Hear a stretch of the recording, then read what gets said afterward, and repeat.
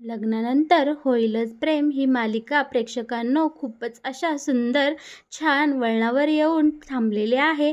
आणि आता मालिकेत फायनली काव्याच्या ओटीभरणाचा सोहळा आपल्याला पाहायला मिळणार आहे. आणि इकडे मालिनी सुद्धा किती छान काव्याचं कौतुक करते हे पाहायला सुद्धा आता आपल्या सगळ्यांनाच मिळणार आहे. पण या चांगल्या चाललेल्या कार्यक्रमामध्ये इकडे स्वात्या आणि विजय काहीतरी घोळ घालणारच हे बाकी 100% खरं असणार आहे. आणि ते दोघेजणे नक्की या कार्यक्रमाला कसं गालबोट लावतात हे पाहण्यासाठी तुम्ही हा आजचा व्हिडिओ शेवटपर्यंत तर पहा, म्हणजे तुमच्या छान अशा प्रश्नाचं सुंदर असं उत्तर तुम्हाला नक्कीच मिळून जाईल.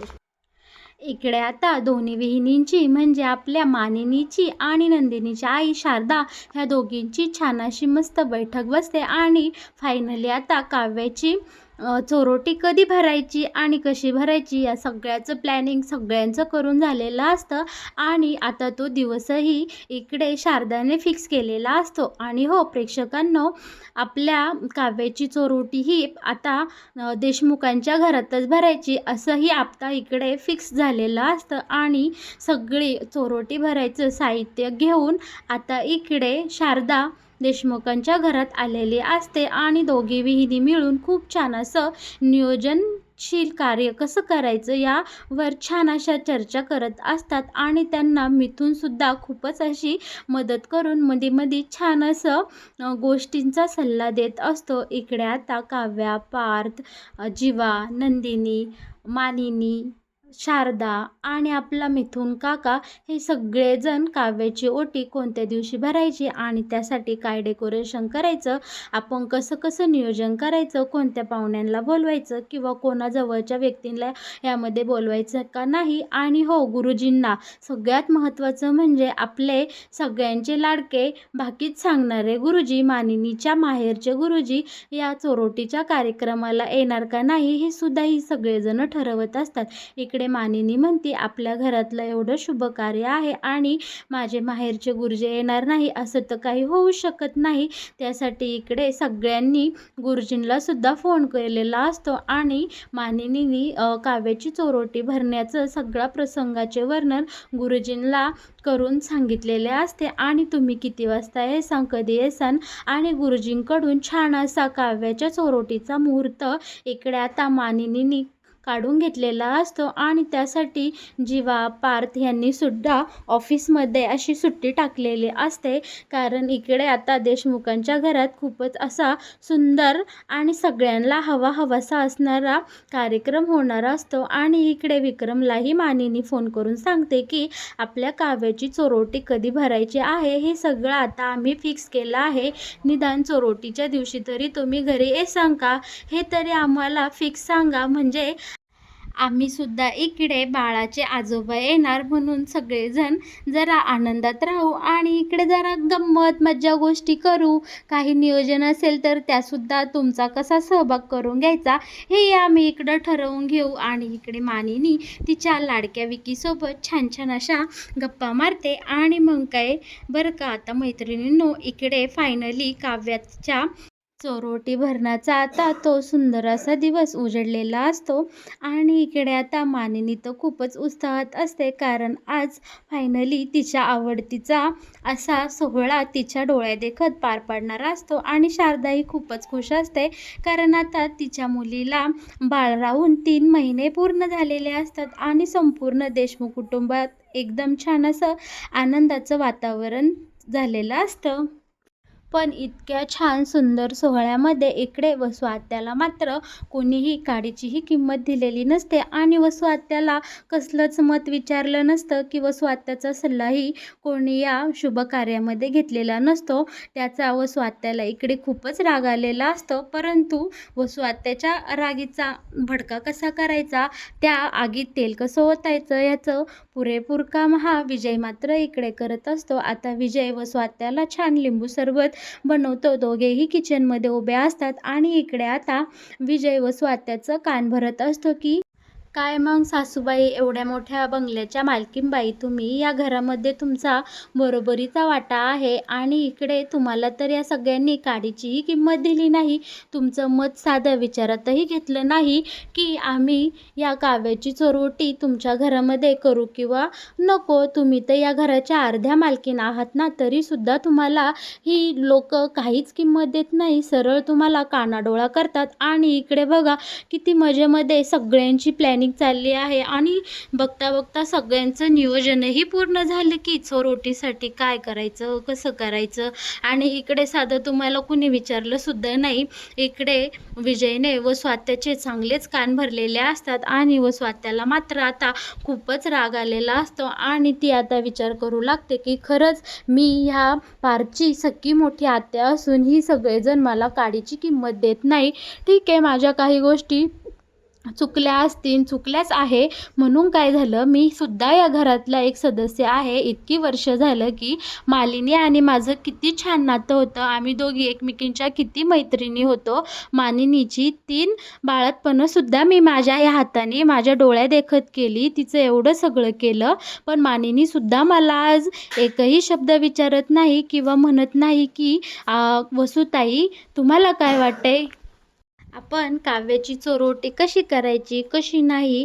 पण इकडे मात्र आता विजयचं पुरेपूर काम पूर्ण झालेलं असतं. विजयनी चांगलेच व स्वात्याचे कान फुकलेले असतात आणि इकडे विजय खूपच मनातल्या मनात खुश झालेला असतो की आपण करेक्ट टायमिंगवर करेक्ट सिक्सर मारलेला आहे. आता मला इथे काहीच करायची गरज नाही. ही स्वात्याच यांची व स्वात्याच यांचा चांगलाच गेम करेल.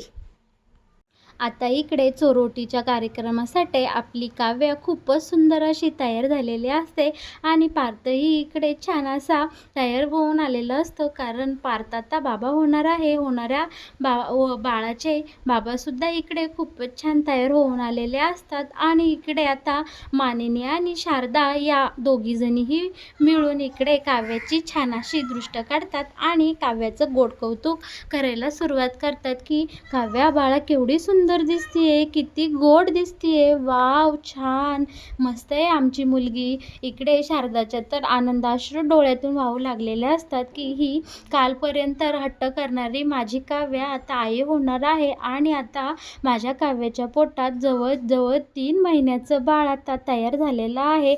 आणि हे सगळं ऐकून इकडे आता आपली मानिनी लगेच काव्याची दृष्ट काढायला लागते आणि शारदा ही खूपच कोडकौतुकाने तिच्या लाडक्या काव्याकडे पाहू लागलेली असते. कारण ती मनातल्या मनात म्हणत असते की गेल्या काही 1-1.5 वर्षामध्ये माझ्या काव्याच्या आयुष्यात खूपच उलथापालथ होऊन गेली, पण या सगळ्यामध्ये माझी काव्या सावरून गेली. एक छोटंसं माझं कुंडीतलं रोपटं होतं, पण आता त्याचं हळूहळू सुंदर असं वडाचं झाड होऊ लागलं आहे आणि या सुंदर वटवृक्षाला आता पानं, फळं, फुलंसुद्धा येऊ लागलेले आहेत. इकडे एक आई आपल्या मुलीविषयीचं छान असं मत सुंदर अशा शब्दामध्ये मांडत असते आणि खरोखरच आपली काव्य ही खूपच सुंदर दिसत असते आणि तिला अगदी दृष्ट लागन अशी आपली काव्य इकडे आता तयार होऊन आलेली असते आणि गरोदरपणाचा सगळा ग्लो हा आपल्या काव्याच्या चेहऱ्यावर एकदम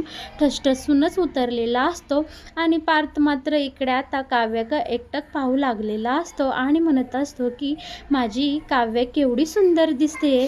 पण इकडे मात्र काव्याच्या रूममध्ये काव्याची एक गोष्ट विसरते आणि ती घेण्यासाठी काव्य आता रूममध्ये जाते आणि खरं बघायला गेलं तर ती काही गोष्ट नसते. खरं तर काव्या तिची एक गोळी घ्यायला विसरलेली असते.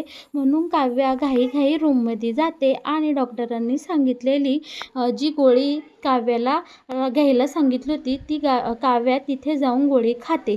पण इकडे मात्र स्वात आणि तो नालायक विजय इकडे काव्याचं बाळ कसं मारायचं ह्याचं खूप मोठं प्लॅनिंग केलेलं असतं दोघांनीही. कारण खरं तर विजयला पाठीमागे नंदिनीचं बाळ मारायचंच नसतं.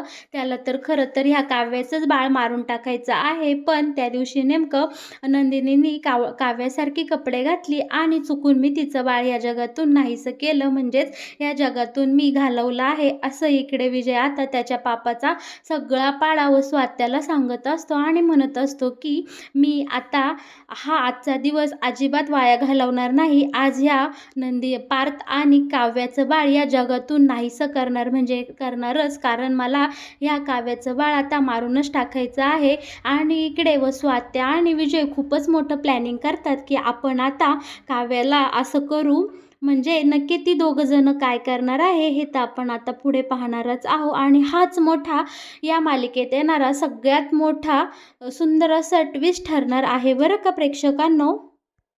या दोघांचा जो काही घाणेरडा प्लॅन इकडे ठरलेला असतो हे मात्र सगळं नंदिनी एका दाराआडून ऐकत असते. आणि नंदिनी विचार करत असते, ही दोघे आज एवढी शांत कशी काय. कारण नंदिनीला आता या विजयचा चांगलाच अंदाज आलेला असतो की तो खूपच घाणेरडा माणूस आहे आणि तो कितीही खालच्या थराला उतरू शकतो. इकडे आता नंदिनी मात्र त्या विजयवर चांगलंच बारीक लक्ष ठेवून असते आणि तिचं संपूर्ण ह्या कार्यक्रमाकडे लक्ष नसून विजय काय करतो व स्वात्याची काय हालचाल आहे या सगळ्याकडे नंदिनीचं संपूर्ण लक्ष लागून राहिलेलं असतं. आणि चांगलं नशिबाने देवाच्या कृपेने नंदिनीच्या कानावर या विजय आणि व स्वात्याचं बोलणं पडतं. आणि इकडे नंदिनी आता सावध होताना आपल्याला पाहायला दिसणार आहे. दुसरीकडे आपला मिथुन काका हा नंदिनीला आवाज देत असतो आणि बोलत असतो की नंदिनी बाळा तू कुठे आहेस, तो अजून तयार नाही झाली, जा लवकर आवरून घे. तेव्हा इकडे नंदिनी म्हणती काका तुम्ही जरा थांबा. आणि नंदिनी आता इकडे मिथुन काकाला सांगू लागते की वसू आत्या आणि विजय काहीतरी खूपच घाणेरडा प्लॅन करत आहे. ते काय बोलत होते हे मला काही संपूर्ण ऐकू आले नाही, पण इकडे आता त्यांच्या डोक्यात काहीतरी आज प्लॅन शिजतो आहे हे मात्र नक्की. कारण दोघेजणही एक साईडला जाऊन चांगलेच कुजबुजत होते. आपण दोघांनीही म्हणजेच मिथुन काका तुम्ही आणि मी आपण दोघांनीही आज वसू आत्या आणि ह्या विजयवर बारीक लक्ष ठेवलं पाहिजे. कारण आज आपल्या देशमुखांच्या घरात खूपच असा मोठा आनंदाचा क्षण आहे. कारण आज आपल्या काव्याची चोरोटी भरली जाणार आहे आणि देशमुखांचा वारस जो काही वारस येणार आहे मुलगा किंवा मुलगी, ही गोष्ट आपण आता संपूर्ण जगाला आपल्या जवळच्या नातेवाईकांना दूरच्या नातेवाईकांना या सगळ्यांना आता आपल्याला सांगता येणार आहे. म्हणून हा छोटेखानी कार्यक्रम आज आपण आपल्या देशमुख कुटुंबामध्ये ठेवला आहे. पण या सुंदर कार्यक्रमाला गालबोट लावण्यासाठी इकडे वसू आत्या आणि विजय मात्र दोघेही तयार झालेले आहे. आणि आज आपण ह्या दोघांचं षडयंत्र अजिबात पूर्ण होऊन द्यायचं नाही. आपण दोघांनीही यांच्या कारस्थानावर चांगलाच घाव घालायचा. इकडे आता नंदिनी आणि आपला मिथुन काका ह्यांची चांगलीच जबरदस्त अशी मीटिंग झालेली असते. इकडे आता काव्याची डॉक्टरांनी सांगितलेली जी गोळी राहिली होती खायची ती खाऊन झालेली असते. आणि काव्या आता पायऱ्यांनी उतरत इकडे खाली हॉलकडे जायला निघालेली असते. काव्याही इकडे खूपच मनोमन खुश असते कारण आज तिची छान अशी चोरोटी भरली जाणार आहे आणि मिस्टर देशमुखांचं बाळ तिच्या पोटात आहे. या सगळ्याचाच तिला खूप आनंद झालेला असतो. इकडे काव्या आता पायऱ्या उतरणार तोच इकडे हा घाणेरडा विजय काय करतो, काव्याला पाठीमागून धक्का देतो. म्हणजे बंद दाराआड इकडे वसू आत्याची आणि या विजयची ही मीटिंग झालेली असते की आपण काव्याला पायऱ्यांवरून ढकलून द्यायचं आणि काव्याच्या पोटातलं बाळ आज मारून टाकायचं. या जगातून देशमुखांचा वारस कायमतच हटवून टाकायचा आहे. एक वारस तर आपण आधीच हटवला आहे, आता इकडे या काव्याचं बाळ गेलं म्हणजे आपला कारस्थान पूर्ण झालं. असं इकडे विजय आणि वसू आत्याचा खूपच असा घाणेरडा प्लॅन तयार झालेला असतो. आणि प्लॅननुसार इकडे विजय आता काव्याला पायऱ्यांवरून ढकलून देतो. बरं का इकडे प्रेक्षकांनो, आता कहाणी में खूपच मोठा ट्विस्ट येणार आहे. इकडे आता सगळ्यांचे डोळे काव्याकडे लागलेले असतात आणि सगळ्यांच्या पोटामध्ये खूपच मोठा गोळा येतो. इकडे काव्या खूपच मोठ्याने ओरडते, जणू आता काव्या पायऱ्यांवरून खाली पडणार आणि काहीतरी अघटित घडणार असं सगळ्यांच्यात इकडे मनामध्ये चुकचुकलेलं असतं. सगळेजण फक्त काव्याकडे पाहत असतात. नंदिनीही तिच्या लाडक्या काव्याकडे पाहत असते. सगळेजण काव्याकडे जाणार तोच इथे देवाच्या कृपेने आता आपला पार्थ खाली आलेला असतो आणि पार्थ पळत जातो आणि त्याच्या लाडक्या बायकोला इकडे आता कुशीमध्ये घेताना आपल्याला दिसणार आहे. आणि इकडे पायऱ्यांवरून पडताना इकडे पार्थने आपल्या काव्याला वाचवलेलं असतं आणि ह्या देशमुखांचा वारस देखील आज का पार्थमुळे वाचलेला असतो. एवढ्या मोठ्या संकटातून इकडे पार्थ आता काव्याला वाचवतं आणि इकडे काव्य आता खूपच घाबरलेली असते. काय झालं हे आता काव्याच्या लक्षात येत नाही. ती गडबडते आणि इकडे खूपच रडू लागते. तेव्हा नंदिनी आणि घरातले सगळेजण आता काव्याकडे जोरात पळत येतात. काव्याला जवळ घेतात, काव्याला पाणी पाजतात. पण इकडे मात्र पार्थ खूपच रागाने पेटून उठलेला असतो आणि तो वर पाहतो तर त्याला काव्याच्या पाठीमागे इकडे आता विजय पळून जाताना असा धुरस्का दिसलेला असतो. तेव्हा आता पार्थच्या लक्षात येईल का पायऱ्यांवरून काव्याला हे विजयने ढकललेलं आहे आणि इकडे आता विजय आणि व स्वात्याचं कारस्थान प्रेक्षकांना सगळ्यांसमोर येईल का? इकडे आता लग्नानंतर होईलच प्रेम या मालिकेमध्ये येणारा हा नवीन ट्विस्ट पाहायला प्रेक्षकांना तुम्हाला आवडेल का? आणि हो, तुमचं यावर काय मत आहे हे आपल्याला कमेंट बॉक्समध्ये सांगायला अजिबात विसरू नका. इकडे आता व स्वात्या आणि ह्या विजयचं एवढा मोठा प्लॅन केलेलं भांडं सगळ्यांसमोर फुटेल का? आणि व स्वात्या विजयला काव्याला पायऱ्यांवरून ढकलल्याबद्दल काय शिक्षा येईल हे आपल्याला आता येणाऱ्या पुढील काही भागांमध्ये पाहायला मिळणार आहे. त्यासाठी बरं का प्रेक्षकांनो, तुम्ही सगळ्यांनी आपल्या चॅनलला सबस्क्राईब करा आणि आपल्या चॅनलसोबत शेवटपर्यंत जोडलेले राहा.